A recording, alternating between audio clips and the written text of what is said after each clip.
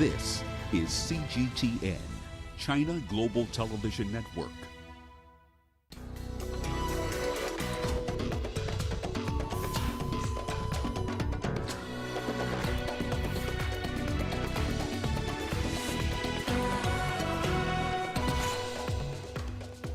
Evacuations continue at Kabul's international airport in Afghanistan. The WHO criticizes COVID booster shots in wealthy nations as African countries struggle to get vaccine supplies.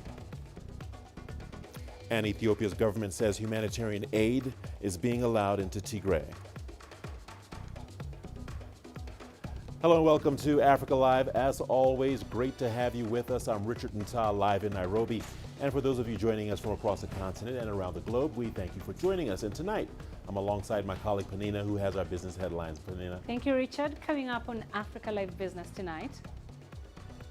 Annual consumer price inflation drops in South Africa, but concerns raised that this will not last long. And farmers in Nigeria still having difficulty to access loans despite support from the central bank. I'll have details of those stories and plenty more in just a bit. For now, it's back to you, Richard. Thank you so much, Panina. Once again, welcome to Africa Live. So good to have you with us.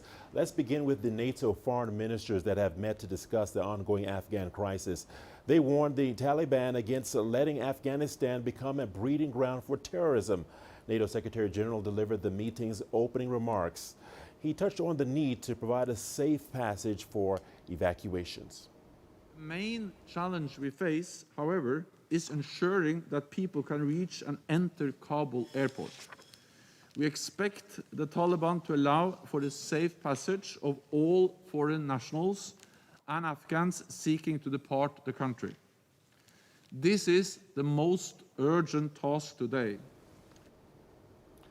Meanwhile, in Afghanistan, with the allegations that the Taliban have been going door to door looking for people who worked for the United States and NATO forces, that claim is made in a report by a private Norwegian analysis group that provides information to the United Nations.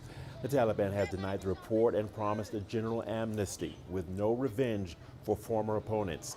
At Kabul's international airport, military evacuation flights continued, but access to the airport remained difficult. A NATO official said more than 18,000 people have been evacuated from Kabul airport. There have been sporadic anti-Taliban protests in several cities, including people waving the ousted government's national flag. Zamarai Abbasin reports from Kabul. Rumors and kinda unconfirmed reports are getting increased from Afghanistan, but I've been talking with reporters in Herat and they told me the issues of the report regarding to assassination of one of the family members of a reporter, as was reported earlier, was also unclear and there is no confirmation about this. Secondly, the issue of house-to-house searching is also uncertain and unclear. So we got no information about these issues as it goes to Kabul. There is no such report from Kabul either. The cities, the roads and the houses look much secure now, and Taliban are everywhere still on the roads and everywhere. Today it was Friday. They had prayers with all the individuals of Kabul and the situation was looking calmer in this regard. But Taliban are taking care of their own style security measures, which they directly came from their mountains and their offensive fields and direct face-to-face conflicts. That's why their appearances are scary for the people in Kabul. Earlier, we talked to Catherine Mahoney, a global spokesperson for the UN High Commissioner for Refugees. She shared some insights on the Afghan refugee crisis. Let's take a look. These evacuation missions that are taking place are truly life-saving. But our role at the UNHCR, the UN Refugee Agency, we actually don't have anything to do with these evacuation flights. What we are doing is we are staying and delivering inside of Afghanistan. These flights are taking off, but they are leaving behind a large-scale displacement crisis and humanitarian emergency. And that is our role, to stay and deliver for the Afghan people who have acute humanitarian needs and are desperate. My colleagues on the ground are witnessing every day this sense of fear, uncertainty. So right now, what is happening inside Afghanistan is largely staying within the borders of Afghanistan. We are not seeing a widespread cross-border movement. There are, some people that have fled, but those Afghans fleeing pale in comparison to those that are scattered throughout the country. That said, what we are calling for, if there is widespread movement, we are calling on neighboring countries to keep their borders open. Let's not forget, countries like Iran and Pakistan have been hosting Afghan refugees for decades. There are more than 2 million Afghans who have been living in exile in neighboring countries, and we're very grateful for those states who have welcomed them.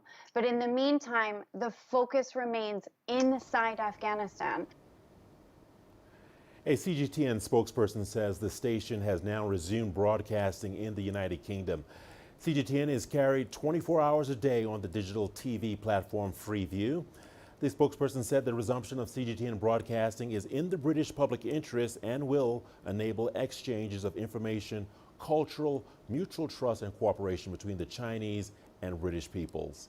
CGTN says it appreciates the cooperative attitude of the British institutions involved and will continue with efforts to promote understanding between China and the UK and bring its new service to British viewers.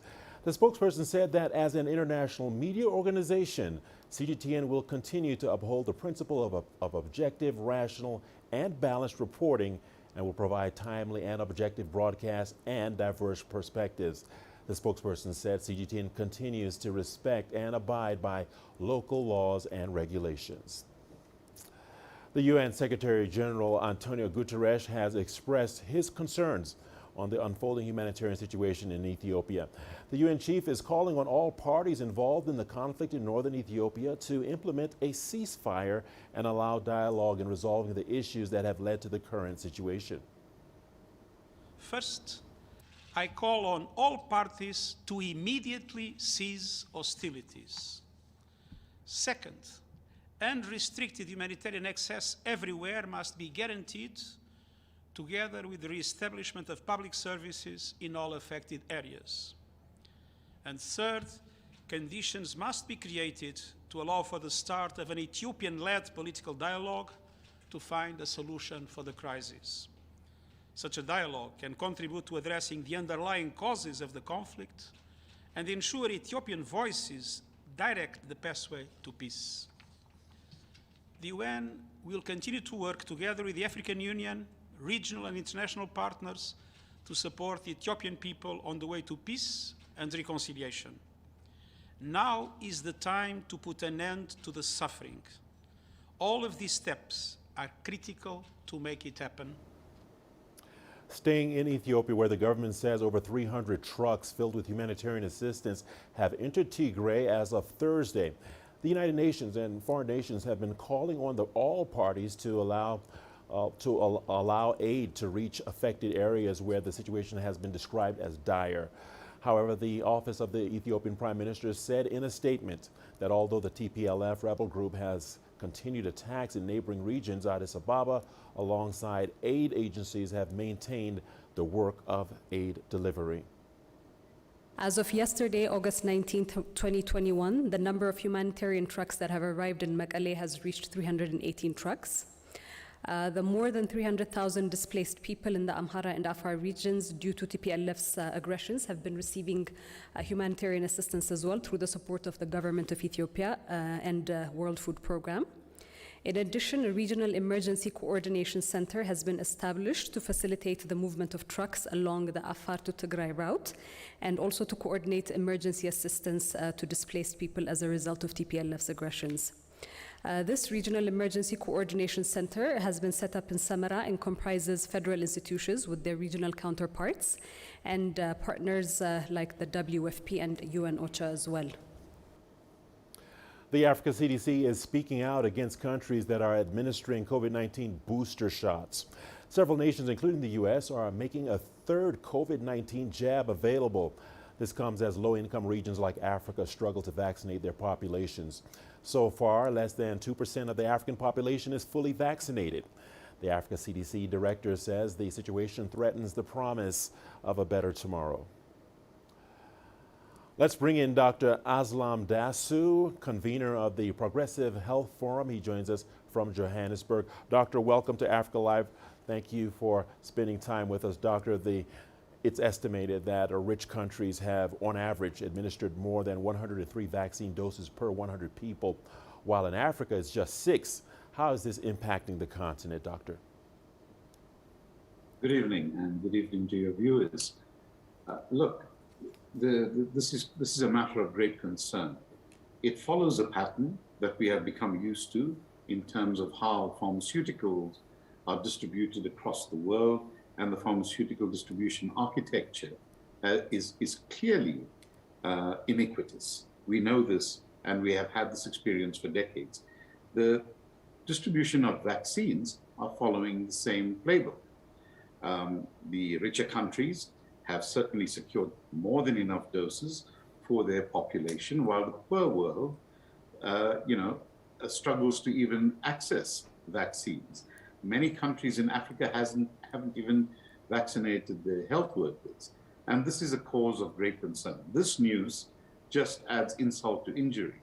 There's very little settled science on the need for a third shot. This is also confirmed by scientists in Israel, where a third shot is being administered because the doses they have are expiring. And that's why they're giving a third shot. And it seems it would have been better had they distributed those doses to countries that haven't even started major vaccination drives. There's a second issue, and that is the statement by President Biden and by pharmaceutical executives that it's okay to do that because there will be sufficient supply at the same time for the rest of the world. No one's buying that. That's just not tenable. We know that that's not the case. And this experience is causing a lot of consternation, particularly in poorly vaccinated areas. Well, Doctor, speaking of Western countries, there have been many pledges by many Western countries to support Africa's inoculation drive, but the promised vaccines are yet to arrive, as we have mentioned. Where does this leave the millions of Africans at risk of contracting the virus? Look, again, this follows the playbook of the charitable richer countries donating medicines and vaccines to the poorer world. That would be the playbook in the past.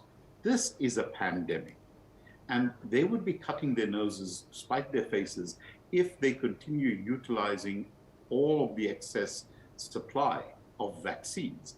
Because if regions in the world remain unvaccinated, the problem is that the greater transmission that will occur will result in new variants, which will not spare the rich world either, and will cause great damage and harm to the poorer nations. They have to think more globally here, and getting as many people in the world at least given one shot is more than just a moral requirement. It's a scientific requirement. So this is a real concern.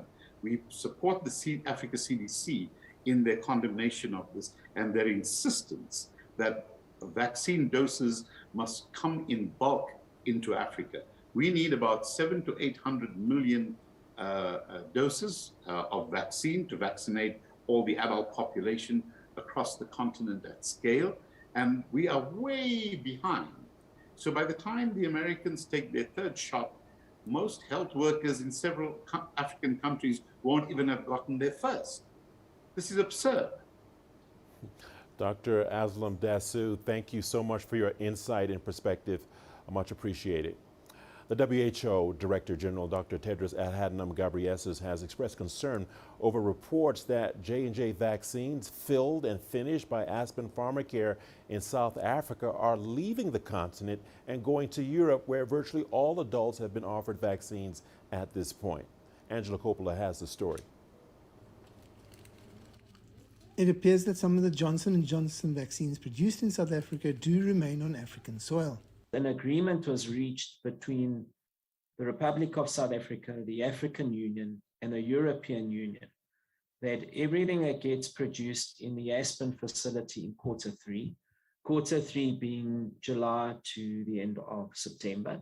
So 60% of what gets produced remains on African soil, and only 40% flows out to Europe. Health activists aren't convinced that this is an enforceable agreement. When the story from the New York Times broke, subsequently the EU and the European Commission indicated that there's some gentleman's agreement for a 60-40 split. Now, gentleman's agreements can be changed at the whim of whoever the gentleman is. The agreement, that particular gentleman agreement, is not enforceable. It's not in writing, but more, morally problematic is that the European Union has actually admitted that supplies were leaving South Africa at a time when South Africa was entering wave 3 and needed the vaccine. The arrangement between Johnson & Johnson, the South African government, and the African Union changes for quarter 4, which runs from September to December. 100% of that stays on African soil.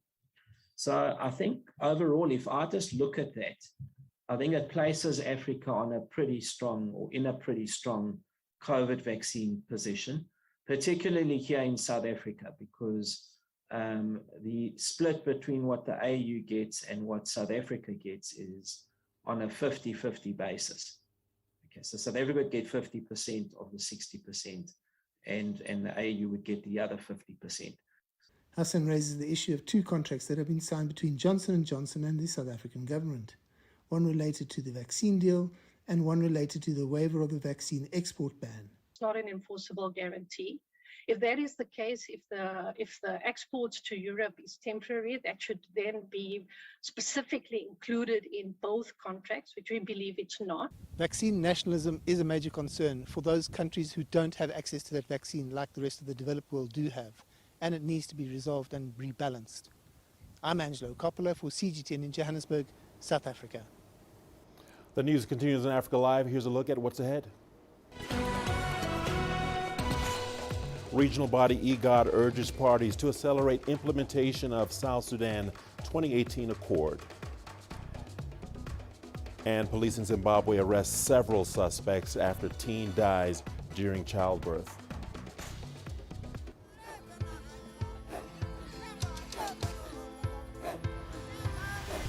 Africa is a continent of diversity, with varied climates and enchanting geography, and a people so distinct, but with a shared enduring spirit.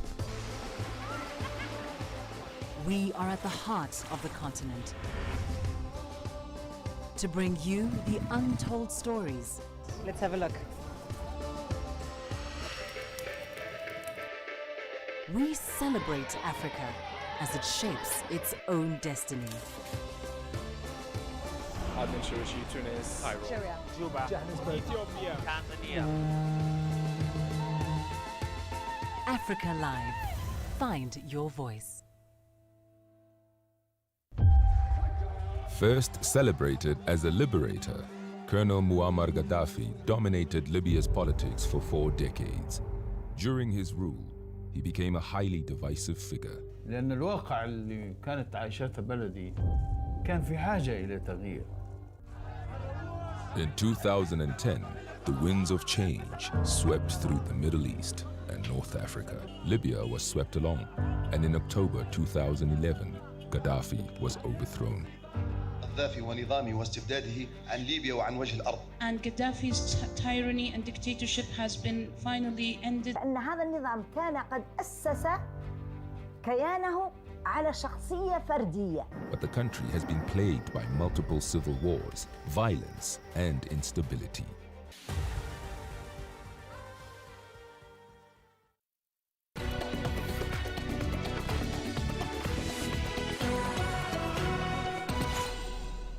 Welcome back to Africa Live. Thanks for staying with us. We appreciate your company. West Africa has recorded its highest number of COVID-19 deaths since the pandemic began, as several countries grapple with outbreaks of cholera, Ebola, the disease virus and a Marburg virus that threaten to further strain the already stretched emergency response capacity in the region. Now, this comes as the World Health Organization urged developing nations to donate vaccines to low-income nations where the vaccination process is lagging. In the week ending 15th of August, Africa recorded an 11% drop in the number of new COVID-19 cases from the previous week. However, 9 out of 23 countries which are now experiencing resurgence are in West Africa. Côte d'Ivoire, Guinea and Nigeria are experiencing a surge in COVID-19 cases while tackling other outbreaks. Côte d'Ivoire declared an outbreak of Ebola on 14th of August in the commercial capital of Abidjan. No deaths have been reported. On 9th August, Guinea detected a case of Marburg virus disease. The outbreaks of viral hemorrhagic fevers, Marburg and Ebola, at a time when COVID-19 cases are rising in a number of West African countries, highlights the multitude of challenges countries are facing in parallel to the pandemic. West Africa has to date received around 29 million COVID vaccine doses, almost the same amount as East and Southern Africa. However, vaccine coverage remains low, with only 2% of Africans being fully vaccinated against COVID-19. This comes as a section of countries, among them the United States and Israel, plan to make a third dose of vaccines available to their citizens. Just as our efforts seem to be taking off, Africa is encountering headwinds. Moves by some countries globally to introduce booster shots threaten the promise of a brighter tomorrow for Africa. As some richer countries hoard vaccines, they make a mockery, frankly, of vaccine equity. High-income countries have already, on average, administered more than 103 doses per 100 people, whereas in Africa, that number stands at 6. American officials argue that COVID-19 protection among the vaccinated could diminish in the months ahead without boosted immunization. But WHO experts insist that ensuring that people in low-income countries where vaccination is lagging receive jabs is far more important. The World Health Body has warned that if all countries don't tackle the pandemic together, it could delay the global recovery from the pandemic. Wilkis Anyabwa, CGTN. Let's now head to Nigeria, where gunmen have threatened to kill 15 students who were kidnapped in Zamfara state if their ransom demands are not met. They are demanding $850,000 for their release. They had earlier killed 2 security guards and a police officer during the August 15 raid on the College of Agriculture and Animal Science. Yes, the update is that there's so much apprehension in the land, especially within Bakura local government where the invasion took place. But beyond Bakura, generally, Zamfara has been a hotbed for kidnapping for ransom, and other states within the northwestern part of the country. That is the situation. Right now, there has been no update yet from the bandits whether they've made any receipt or they've received any ransom from any sources anywhere. So that is it at the moment. There's been no response. But what I can say is that there's so much apprehension. Parents of the students who have been whisked away are really in low spirits. They're just hoping that they will not kill or take away the lives of these students who they describe as really innocent. The Zamfara state government has issued a strong statement giving marching orders to security agencies to go out and rescue these students unhurt. There's also a regional effort by governors within the northwest part of the country which has been really challenged by kidnapping for ransom. Zamfara is just one of them. We have states like Katsina, we have other states like Sokoto, Kaduna, and others who are really all battling with this issue of kidnapping for ransom. The East African Regional Body Intergovernmental Authority on Development, or IGAD, is urging South Sudan's peace parties to expedite the implementation of the country's 2018 agreement. Sudan's Prime Minister, who is also the current chair of IGAD, is in Juba for a 3-day visit to try and push the peace process forward. CGTN's Patrick Oyet reports. The East African regional body IGAD says it is concerned that the peace process is moving slower than planned. It says the deal at its current pace of implementation is not providing enough peace dividends to ordinary South Sudanese people and the thousands of armed forces who are still in the training camps. The army led by opposition leader Riek Machar, who is also the country's first vice president, has split into two factions which are now fighting. What is the manifestation of this split is perceived as a manifestation of the whole process. That's why people are very much concerned to revitalize and to support further the government of South Sudan to implement the agreement. South Sudan's government is asking for financial support to fund the implementation of the 2018 peace agreement. The peace deal created a unity government that brought 5 parties together. The government has 5 vice presidents and 550 members of parliament.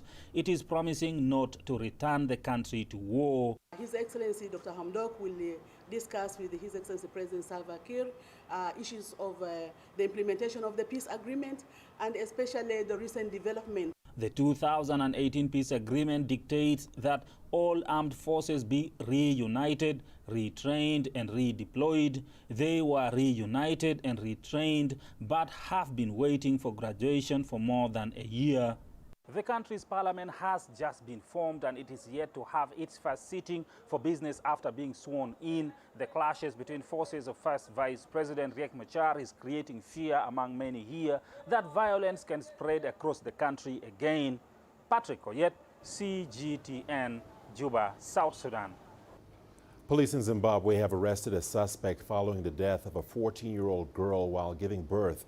The case has sparked outrage in the southern African country, which is battling to tackle child marriages and underage sex. Farai Mwakatui reports from Harare. According to the United Nations Children's Emergency Fund, UNICEF, 1 in 3 Zimbabwean girls are likely to be married off before the age of 18. Many more are engaging in sexual intercourse much earlier, even though a constitution passed in 2013 criminalizes both practices. A legal expert I spoke to says she's handling 2 cases of girls aged 12 and 14 who are pregnant. She blames lawmakers for failing to implement the constitutional provisions nearly 10 years later for the crisis. There is also an abdication of responsibility by the legislative arm of government. Why do we say that a child is 16 can still consent to sexual intercourse? Yet the Constitution itself is saying a child is anyone below the age of 18. So in a way, we are allowing sexual harassment, we are allowing child marriage. We need to change these laws. Parliament is debating a draft marriage bill that will ban underage marriages and prosecute anyone involved in the marriage of a minor. It may take much more to overcome some entrenched cultural and religious beliefs, though. My only concern is when people start thinking that if we get all the laws in place, then we can prevent it, we can stop this, that you are joking. No matter how many, because it will tell that we may have to arrest a whole village. Because the whole village would have sat down 20, 30 people to marry this girl out. Until the new laws are enacted and effectively enforced, millions of girls remain in danger. Extensive research has shown that teenage minors who end up pregnant in terms of teenage pregnancy or child marriages suffer depression, others suffer anxiety, and some somatic illnesses, and to a certain extent, to a large extent, they suffer post-traumatic stress disorder. We cannot talk about HIV and AIDS and STIs because those are almost given outcomes considering the power dynamics that are involved in such relationships. A government minister updated that the man accused of impregnating the 14-year-old minor who died while giving birth has been arrested and is due to appear in court. Farai Mwakatui, CGTN, Harare, Zimbabwe. And we're not done just yet. We've got our business segment with Penina. Over to you, Penina. Thank you, Richard. Coming up on Africa Live Business. Annual consumer price inflation drops in South Africa, but concerns raised that this will not last long. And farmers in Nigeria still having difficulty to access loans despite support from the central bank.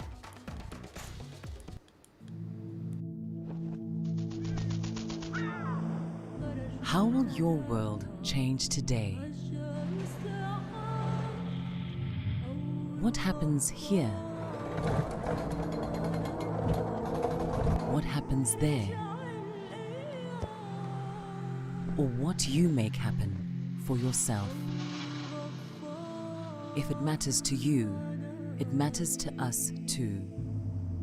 Your stories are the stories that need to be told. Africa Live. Find your voice.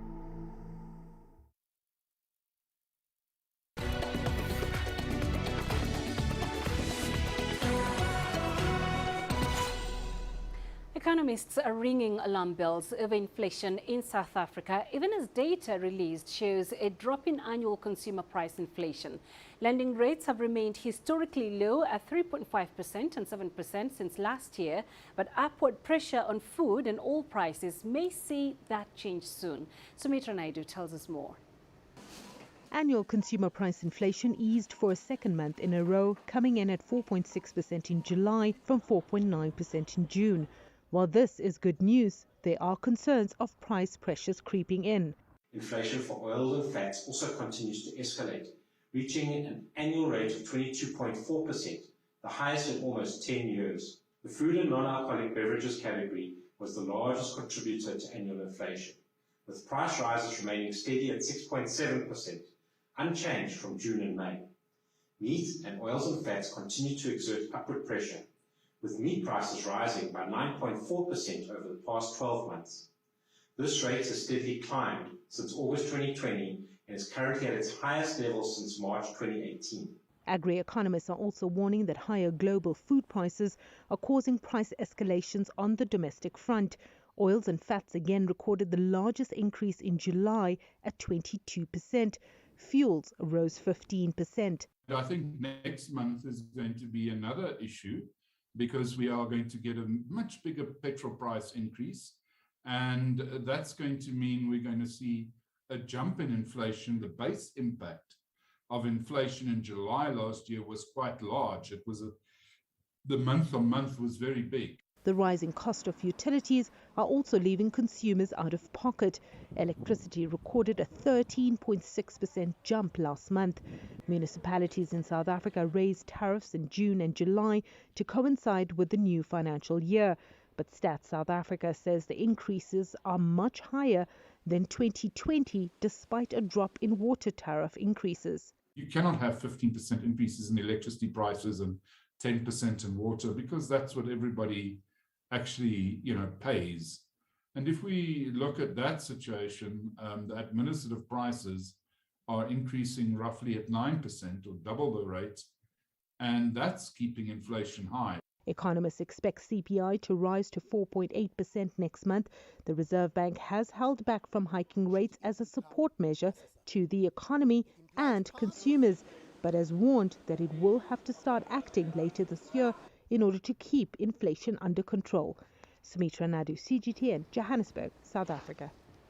Let's head to Nigeria now, where smallholder farmers are finding it increasingly difficult to access loans. This is despite the country's central bank ramping up funding to spur agricultural output and reduce forex demand for food imports. The CBN has released over $1.8 billion to more than 3 million smallholder farmers so far. This is part of a state-led push to win Africa's largest economy from its heavy reliance on oil revenues, while closing the domestic demand-supply gap for food. CGTN's Kelechi Mekalam reports from Abuja. 40-year-old John Nzaku has been farming for almost 15 years. He grows maize and beans on his 3-hectare land for sale and consumption. John cannot afford to hire laborers, so he relies solely on family to work on the farmland. He's yet to record success in accessing credit facility from the central bank. He complains that the loan requirements are too stringent. Since then, I've never seen... I have heard the government is helping farmers, but I am yet to receive a cent from the government. I went to a bank a while ago to see if I could access a loan for my farm. They asked for collateral and other things. As a farmer in a rural area, I could not meet their requirements. The central bank has been ramping up funding for farmers to boost food production across the country. It recently released about $2 billion to more than 3.7 million smallholder farmers. The target? To cultivate 4.6 million hectares of farmland. But industry observers say the funding models adopted are not flexible enough. One thing is releasing money. Another thing is ensuring that this money is actually going to those who are actually farming. And then making the process easier for the farmer. The conditionalities attached to the ordinary farmer having access to real support structure must be made in such a way that it is actually going to the farmer is having easy access, the conditions are not so extreme, and then you must also understand that majority of those who are farming are in rural Nigeria. You can't be telling the rural farmer to go and give you collateral. Nigeria's agricultural sector remains highly strategic in the nation's drive to diversify its economy. The sector contributes 24% to the nation's GDP. Smallholder farmers produce 98% of foods consumed in Nigeria. You should not be looking at financing and then giving the farmer money for 6 months. How can CBN be giving farmers money for 6 months? Sometimes I wonder how that works. You cultivate, you prepare your land, you go through the process of harvest. When they harvest, the price is low, and then you warehouse before you make money. All commercial agri packages should not be less than 24 months. Experts recommend that the government have a method that monitors the disbursement of funds and also leverage on the local government data to ensure support gets to those who genuinely need them. Kelechi Emekalam, CGTN Abuja, Nigeria. FDI inflows into Tanzania are recovering, having hit a 5-year high of just over $1 billion in 2020, despite the adverse effects of the COVID-19 pandemic. CGTN's Isaac Lukando has the details. Foreign direct investment inflows into Tanzania are on the up, but getting to the over $1 billion attracted last year has not been easy. The last time Tanzania attracted this much was in 2015, when it attracted $1.5 billion. You have a president or a minister or any other statement running those policies, thinking this direction, and once another one comes in, then he changes or she changes everything, you run in a different, towards a different line.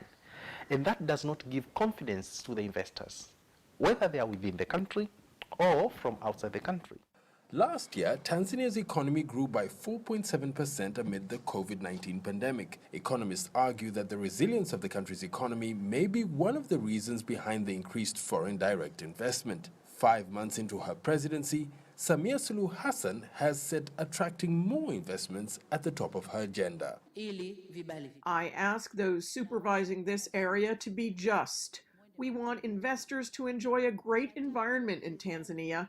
When we create bureaucratic situations, we discourage them. At around $3 billion worth of trade annually, China is one of Tanzania's largest foreign investors and could be a solution to the country's investment needs. The Chinese business community in the country has already signaled interest in investing in a number of projects, including the manufacturing of mobile phone handsets.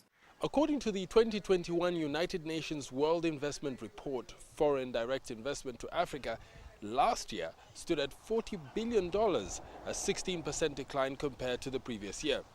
The road ahead is not easy either, with investments on the continent expected to increase only marginally this year. As the African continent grapples with the effects of a third wave of the COVID-19 pandemic, economic experts say innovation and comparative advantages will be key in navigating these challenging times. Tanzania is bordering 8 African countries which are very strategic, and if you juxtapose that with logistics and transport, there is a lot that this country can gain from the foreign direct investments, and of course data have been showing the same. This year, Tanzania's central bank projects that the country's economy will grow by at least 5.6%. The government hopes that foreign direct investments will be the engine that drives that growth. Isaac Lucando, CGTN, Dar es Salaam.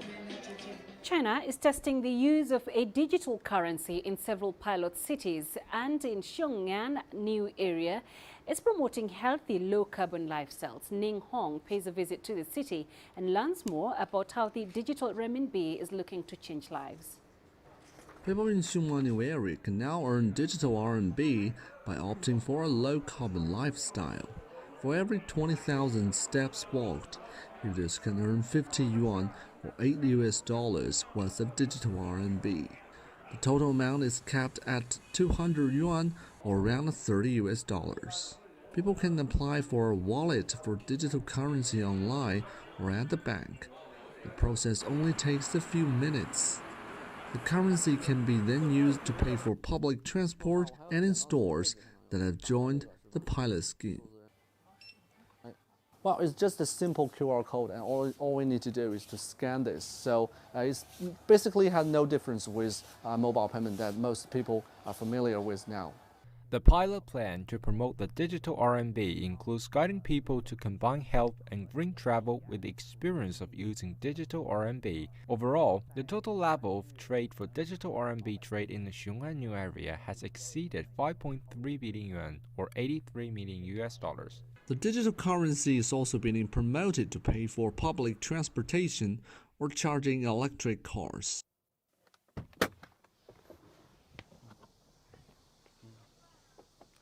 While the use of digital currency is more convenient than you think and is well combined with green travel. Traditionally, if you want to pay for the charging fee, you need to pick up your phone. But now, with this device in this car and also device inside this charging pile, all you need to do is build a connection. You can see over here that this is the car currently charging and is paying this charging pile in real time. The event has given the people of Xiong'an a new understanding of digital RMB.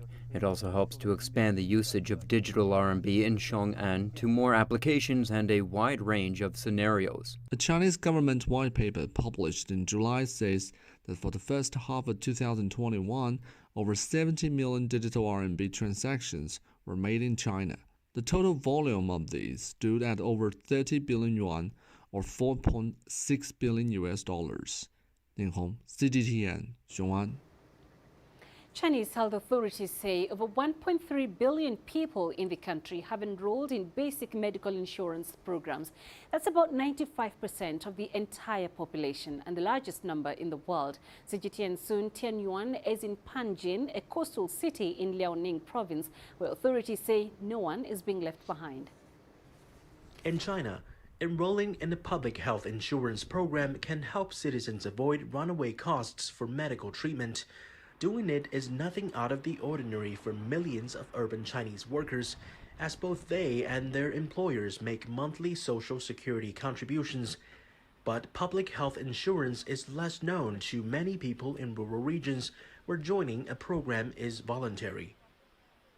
72-year-old Li Xiulian didn't know about the system until she was diagnosed with cancer more than a decade ago. The doctor asked me whether I have healthcare insurance. I said no, I haven't. The woman lives with her husband in a village in northeast China's Panjin. They have 3 children, but Li says she doesn't want to be a burden, so the couple paid for the surgery with their own money. I don't want to drag them down. They all have mortgages to pay and kids in colleges. The bills kept coming as Li continued receiving regular treatment and checkups, eating into their modest savings. After consulting with local health authorities, staff there helped her enroll in a program costing 350 yuan annually, or about $54. Li says she still needs to buy anti-cancer and other drugs each month, costing her quite a bit of money every year. However, with the help of the insurance, Li's bill has been cut in half, making her life easier and rekindling a new hope for health. With the medical insurance, the government reimburses a majority of the cost. I only have to pay around 40%, so it's more affordable. The government has helped to alleviate people's burdens and worries about seeing the doctor. In 2020, Panjin started a new health insurance program to cover both urban and rural residents under the same plan.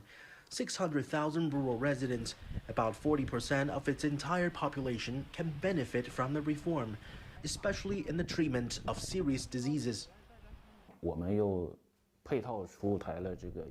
In addition, we came up with more medical assistance policies, which are perhaps the most favorable in the province. The provincial reimbursement ratio is set at 70%, but we've managed to raise the bar to 80, even 90%, depending on the diseases. This has prevented the cost of major illnesses pushing families into poverty. So far, the new program covers 500 medical facilities in Panjin. For rural residents, it's also double the number of drugs eligible for reimbursement. Sun Tianyuan, CGTN, Panjin, Liaoning Province. That's it for now from the business desk. But later on, Global Business, copper producers in Zambia to start expansion projects if they can reach an agreement on royalties with President-elect Hakainde Hichilema's new administration. I'll have the details of that story and plenty more at the top of the hour. I'll see you then. For now, hand you back to Richard. Thank you so much, Panina. Well, the news continues on Africa Live. Don't go away. Here's what's ahead.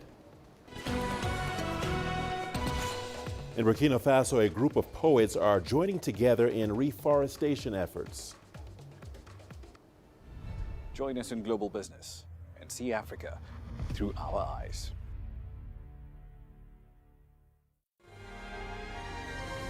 The greatest journeys, the greatest sights, the greatest adventures. Here in Panata, this weir allows the locals to walk on water. We're far more than just TV news.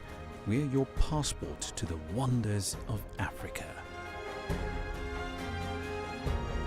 To bring you stories of struggle, survival and hope.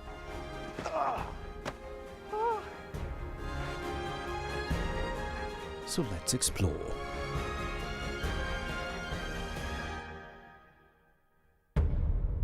CGTN. See the difference.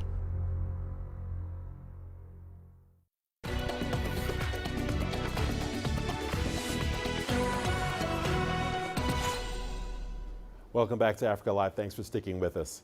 In Burkina Faso, a group of poets are joining together in reforestation efforts. Now, these kind of efforts help in the fight against desertification. Astatal has more. This tree planting initiative was led by an unlikely group, poets belonging to African Nta poetry. The Slam Poetry Collective was formed in the city of Bobo Dioulasso. Reforestation efforts is something they grew passionate about, releasing a recording aimed at encouraging youth to tackle the issue. Given the current state of our forests, with the different emissions of greenhouse gases, I think that today we are in a fairly constant and steady momentum. And everyone must be challenged by the reforestation, and everyone must commit to it. Now they organize groups of youth to help them plant trees. In one day, they were able to plant 200 trees. For me, trees are purifying organisms. They have touched my conscience. With all the waste that's out there as air pollution, trees help us clean the air and move forward.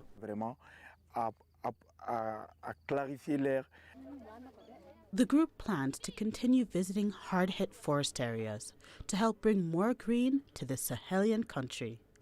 Astatal, CGTN.